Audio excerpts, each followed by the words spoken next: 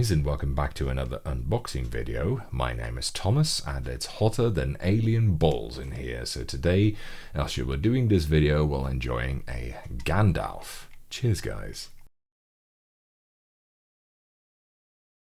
Wow.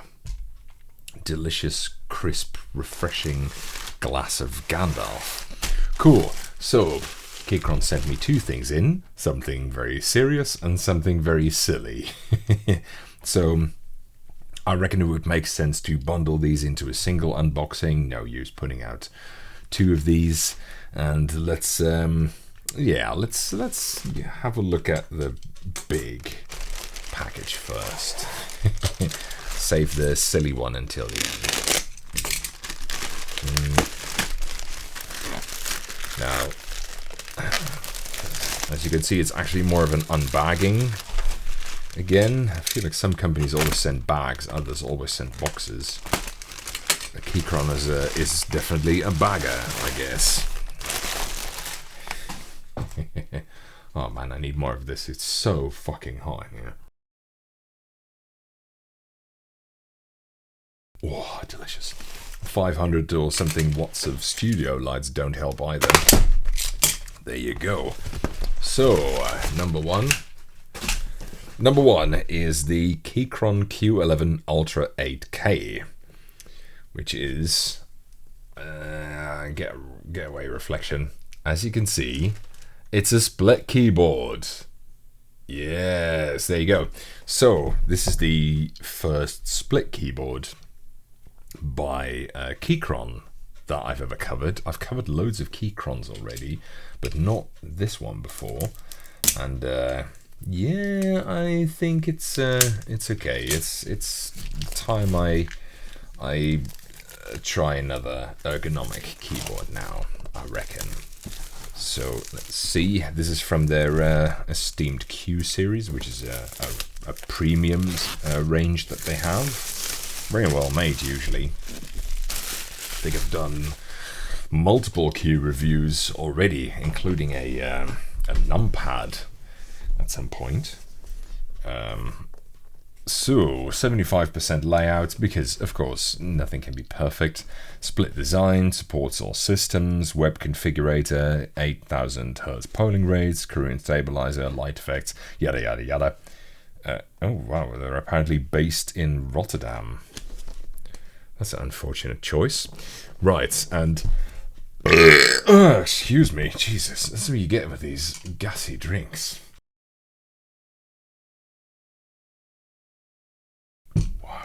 Oh, but I really need it. Let's have a look inside. Is this a sleeve or just a... Yeah, exactly. It's usually how Keychrons are packaged, with a sleeve like this, one-sided sleeve, and then a very generic looking box. I didn't save the sleeves, so now I just have a whole bunch of these unmarked boxes in my cupboard. I'll have to label them at some point, I guess. Yep, there we go. A quick start guide. Some foam. Another manual. General user manual. Let's see. Interesting. So this looks like it's a contact-based keyboard.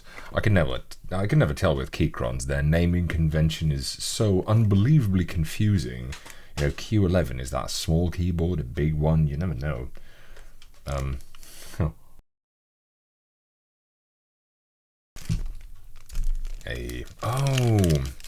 Interesting.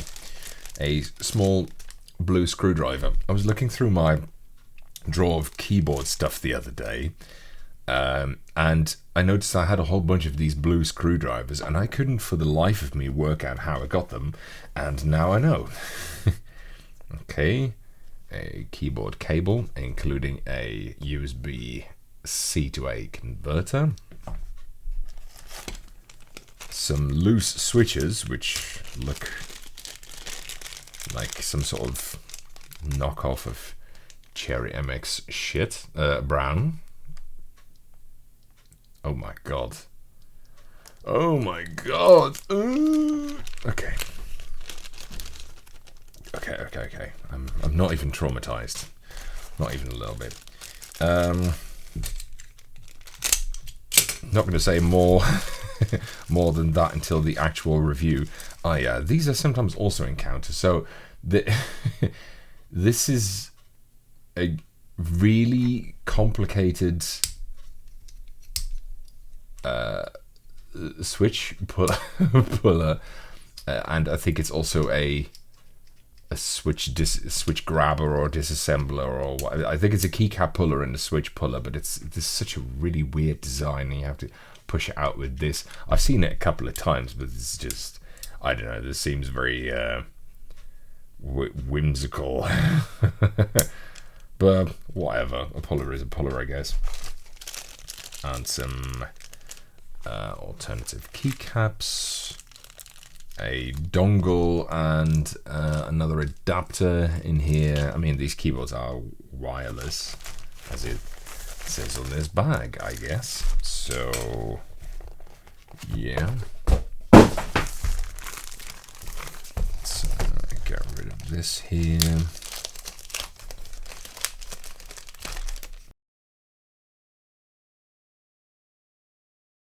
Glad they went for a pint-sized cocktail, because it's so fucking hot. I really, really need the coolant. Okay, get rid of this crap here. Okay, so yeah, peel this off. So observation number 1.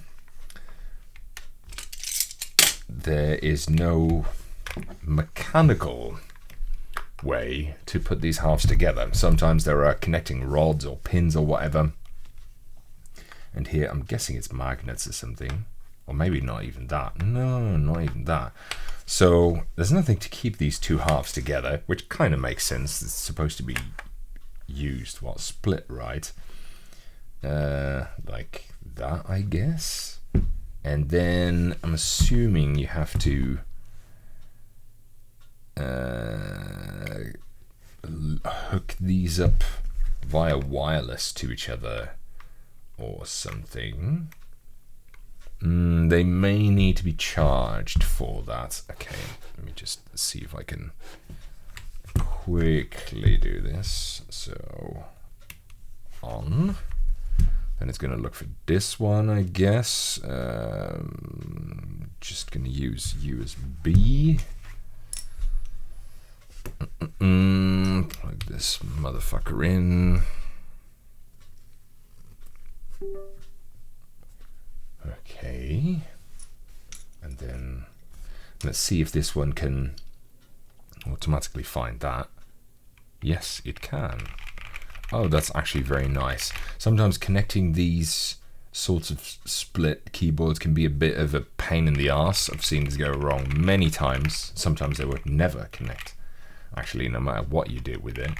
But this works right off the bat, so I guess that's some points there. Very nice. Okay, so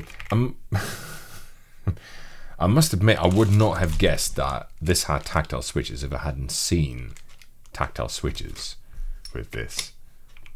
Oh man, I'll talk about that in more detail during the review. In any case, this is pretty cool to try out. So yeah, we'll have a look at this later during the review. Now let's go and have a look at the second box. Right, so I've cleaned the arena a little bit from our first unboxing. Let's go look at the the silly stuff now. I was really surprised that Keychron hadn't pitched this one to me. They pitched me that one, the ergo model. And anyone who knows me knows that I'm a right silly bugger, so I reckon this would have been a better pitch for me, actually. But, you know, I asked for this one. I think a viewer alerted me to it. I do take tips, by the way. not as in the Patreon type, just you know, any keyboards that you think would be worthwhile to cover. Get rid of that. It is, in fact, the Keychron Q0 Mini 8K. Again, naming convention makes absolutely no sense, but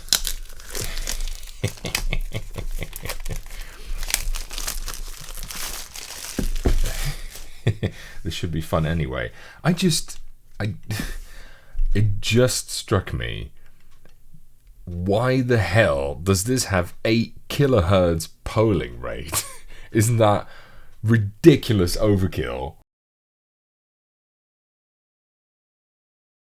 That's just being silly. Okay. Get rid of that. So I have something on the box actually. Support all systems, CNC aluminium body, web configurator. That's actually kind of important in this case.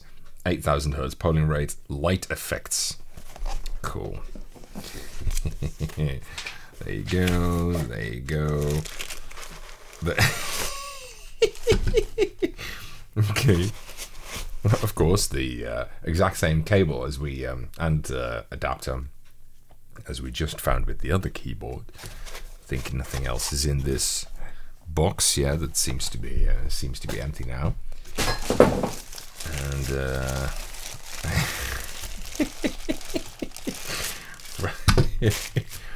so I present to you the Q0 something whatever mini whatchamacallit. I mean, this is just cool. I wanna. So, mother. Oh, there you go. I was gonna say a couple of years ago, I think it was Novel Keys, they brought out big switches, and I actually unboxed those as well. And I was wondering if these are the same switches, but looking at them, I'm not sure. At the very least, the slider... Excuse me. At the very least, the slider is different. But I think the switches are also different.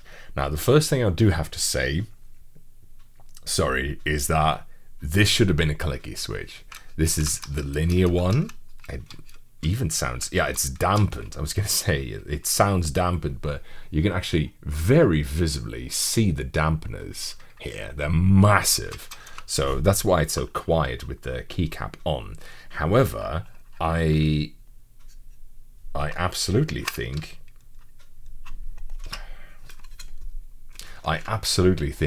this should have been clicky. Yeah, this should make a ridiculous amount of racket. So let me just quickly plug that in, because I'm curious about it in terms of what it looks like with the RGB on.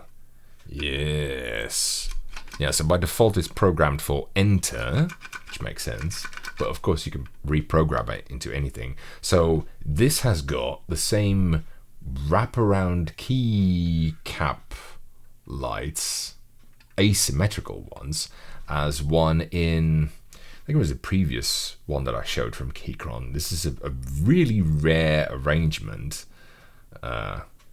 You can kind of see the RGB through it in some angles, not a lot though. I think even if you push it through, yeah, well, anyway, whatever. So let me just make the thumbnail right here showing, there you go. This looks cool, doesn't it? Oh yeah, and I've got another Keychron hooked up to my PC in the meantime, so I guess it's all one big family right now. Excellent. Yeah, they may have sent me by now more than pretty much any other manufacturer, I guess. Well, I'm not entirely sure what else I can say about this. I don't really want to anyway. I want to cover it during the review. So I'm going to end it here. Thank you very much for watching, guys. I hope you enjoyed it, and I'll see you in the next video.